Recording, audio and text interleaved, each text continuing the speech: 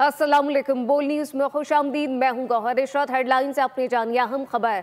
Karachi Korangi crossing के करीब आग 9 घंटे बाद भी बेकाबू है। 10 से ज्यादा फायर ब्रिगेड की गाड़ियां आग बुझाने में मसरूफ है। वाटर टैंकर भी रेस्क्यू ऑपरेशन का हिस्सा है, जबकि हैवी मशीनरी और डंपर की मदद से मिट्टी भी डाली जा रही है। आग लगने की वजह सामने ना आ सकी।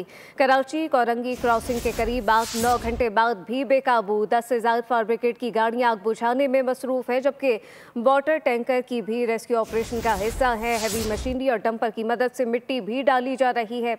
आग लगने की वजह सामने ना आ सकी।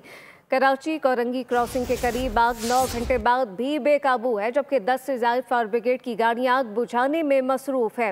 वाटर टैंकर भी रेस्क्यू ऑपरेशन का हिस्सा है। हैवी मशीनरी और डंपर की मदद से मिट्टी भी अब डाली जा रही है, जबकि जो आग लगने की वजूहात हैं वो अब तक सामने नहीं आ सकी। फुटेज में भी आग को भड़कते हुए देखा जा सकता है। कराची कोरंगी क्रॉसिंग के करीब आग 9 घंटे बाद भी बेकाबू है। 10 से ज्यादा फायर ब्रिगेड की गाड़ियां आग बुझाने में मसरूफ हैं, जबकि वाटर टैंकर भी रेस्क्यू ऑपरेशन का हिस्सा है और हैवी मशीनरी डंपर की मदद से मिट्टी भी अब डाली जा रही है।